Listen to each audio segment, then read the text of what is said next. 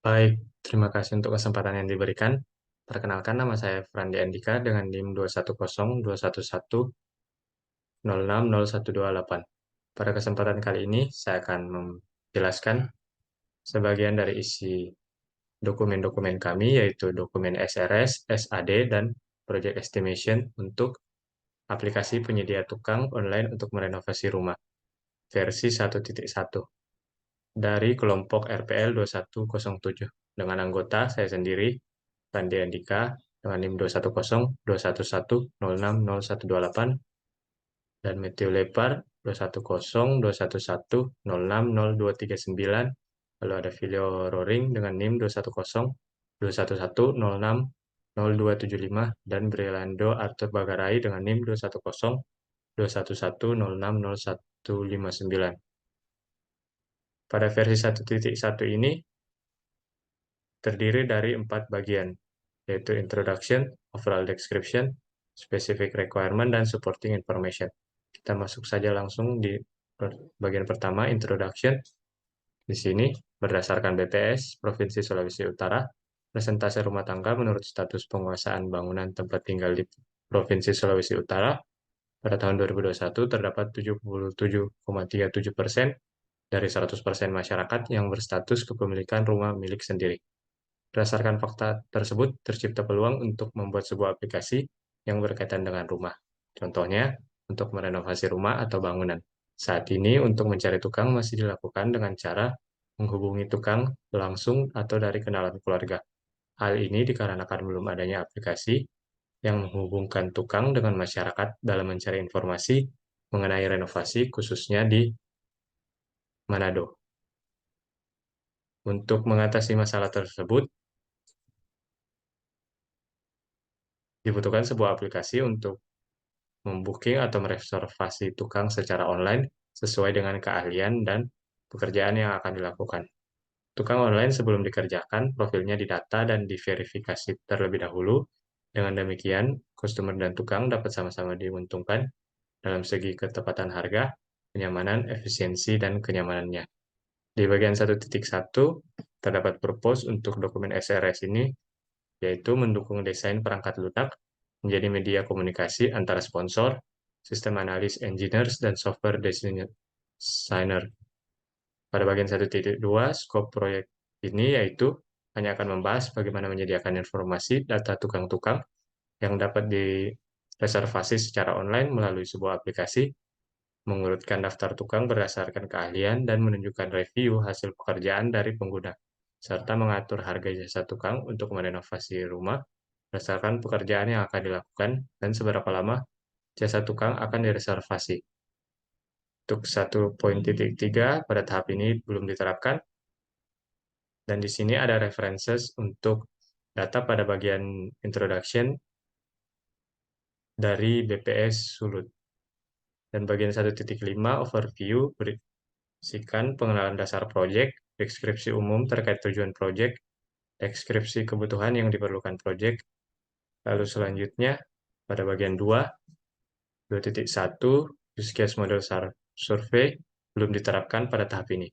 Untuk assumption dan dependensinya, untuk assumptions terdapat untuk menggunakan aplikasi ini, pengguna minimal dapat mengoperasikan handphone. Kedua, pengguna yang bisa mengakses aplikasi ini antara lain adalah admin, pengguna yang memesan renovasi, dan pekerja, yaitu tukang yang akan mengerjakan renovasi. Dan dependensinya, koneksi internet. Untuk dapat terhubung ke aplikasi dibutuhkan koneksi internet. Selanjutnya, bagian 3, specific requirement.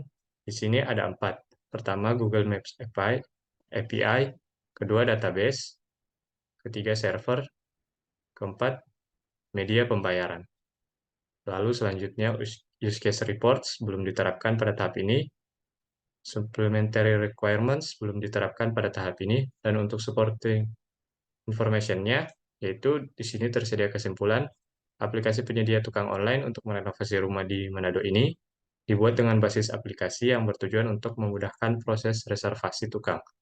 Aplikasi ini bertujuan untuk menjadi sarana yang membantu menghubungkan masyarakat mencari seorang tukang bangunan yang berketerampilan dalam merenovasi sebuah rumah atau bangunan serta dapat menjadi penghubung tukang ke masyarakat untuk mencari pekerjaan. Lalu selanjutnya kita akan masuk ke dokumen SAD.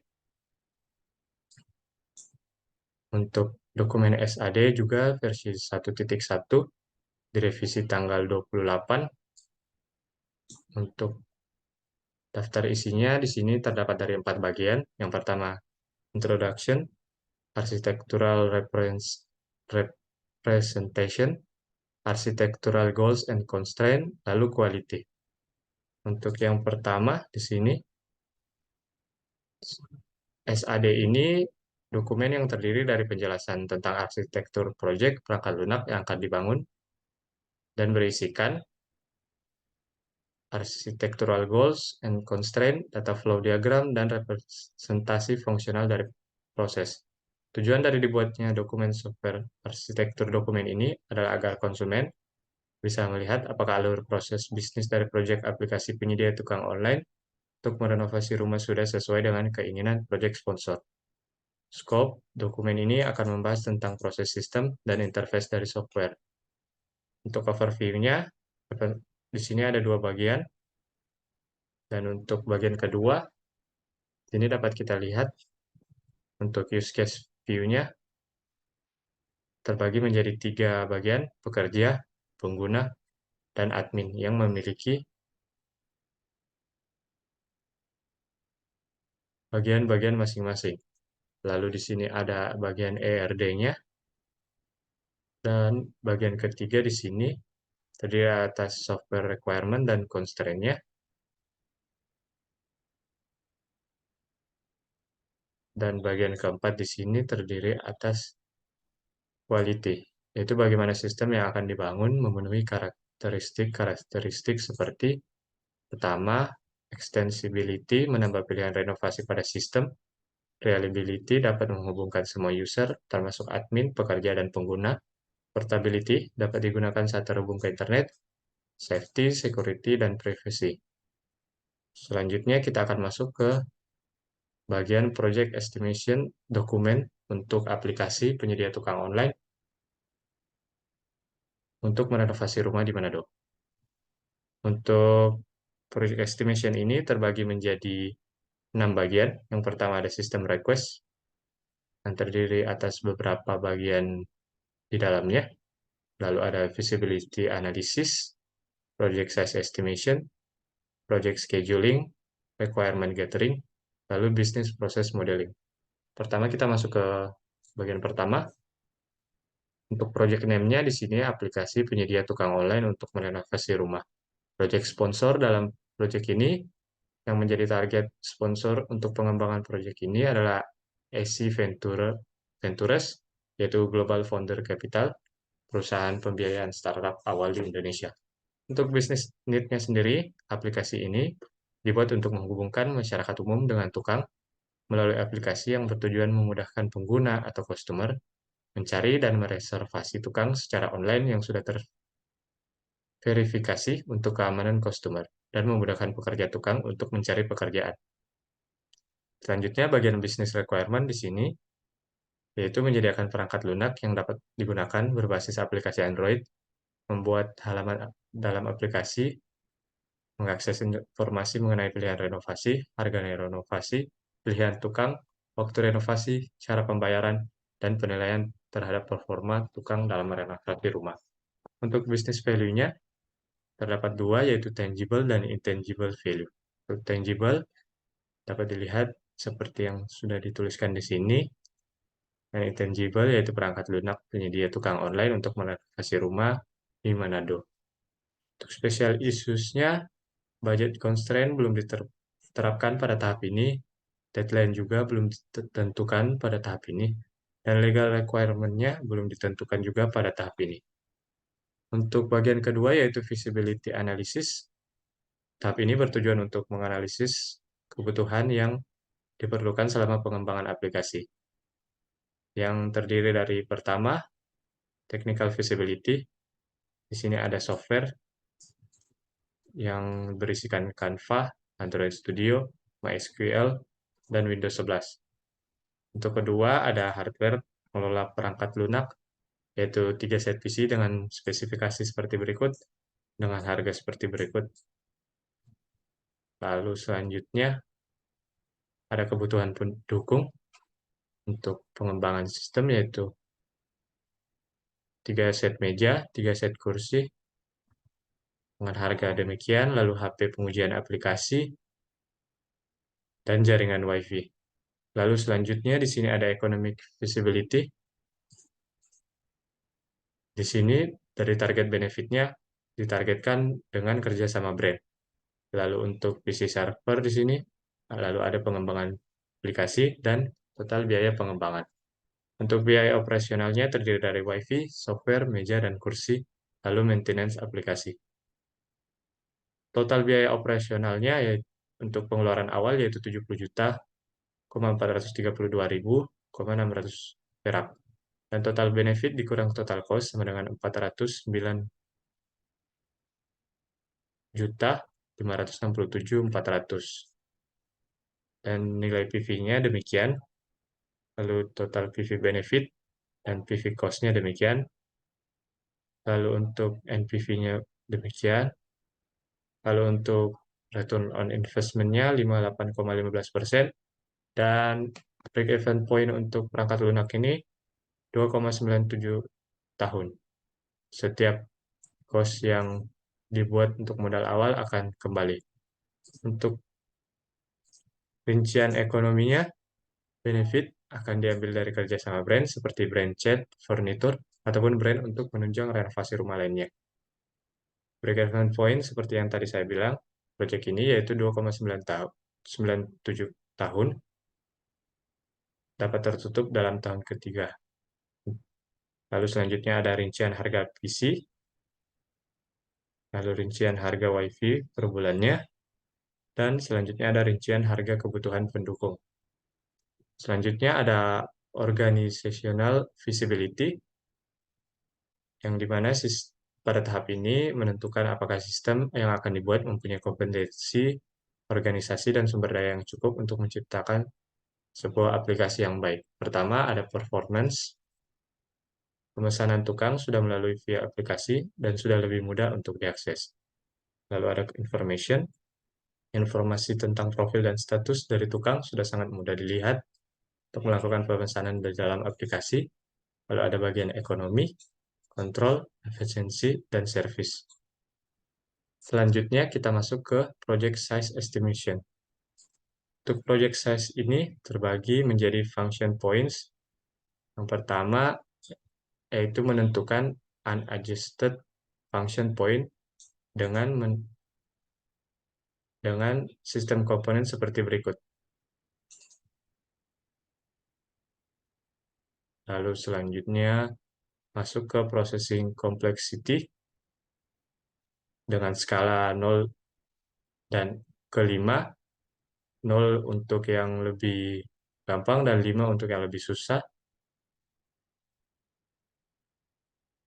Lalu setelah itu dihitung value adjustment factor-nya, yaitu dengan cara seperti berikut. Setelah penghitungan, berdasarkan penilaian standar value adjustment factor, perangkat lunak ini bertipe normal system. Lalu untuk function point-nya, kita mendapatkan 281,35. Lalu bagian berikutnya ada lines of code. Untuk mencari lines of code, digunakan rumus seperti berikut.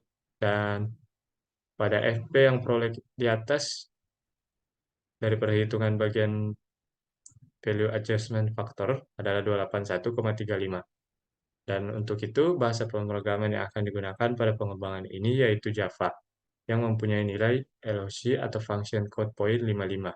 Maka cara menghitung line of code-nya yaitu 281,35 dikali 55, sama dengan 15.474 lines of code.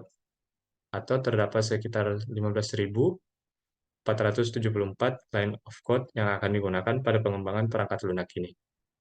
Untuk bagian effort-nya, kita menggunakan COCOMO model dari Barry Bohm dengan cara menghitungnya yaitu effort in person months sama dengan seperempat dikali thousand of lines of code.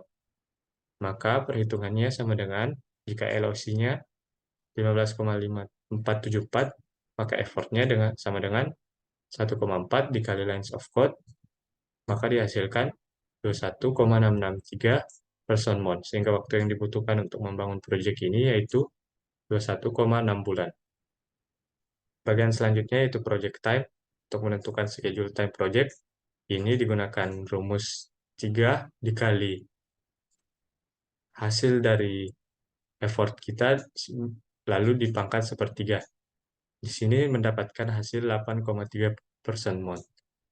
Lalu bagian selanjutnya yaitu project scheduling. Di sini belum diterapkan pada tahap ini, dan project schedule berdasarkan perhitungan schedule time project didapatkan 8,3 bulan waktu. Untuk requirement gathering, yaitu bagian selanjutnya, di sini kita mengumpulkan setiap kebutuhan user untuk memecahkan setiap masalah dan mencapai suatu tujuan tertentu. Terbagi menjadi dua, yaitu functional requirement dan non-functional requirement. Untuk fungsional terdiri atas 5. Di sini aplikasi bisa menampilkan tukang-tukang beserta keahliannya. Aplikasi bisa digunakan untuk mereservasi tukang, untuk merenovasi rumah. Aplikasi yang dibuat bisa menampilkan rincian biaya yang diperlukan untuk merenovasi. Aplikasi bisa digunakan tukang untuk mencari pekerjaan. Aplikasi bisa mencatat setiap detail transaksi yang terjadi. Untuk non-functional requirement-nya terdiri atas usability, reliability, robustness, safety, performance, supportability, dan portability. Lalu bagian terakhir yaitu business process modeling, belum diterapkan pada tahap ini untuk kelompok kami. Mungkin sekian presentasi dari saya. Bila ada salah atau pengucapan kata yang tidak benar, mohon dimaafkan. Sekian, terima kasih untuk waktunya. Diucapkan sekian, terima kasih.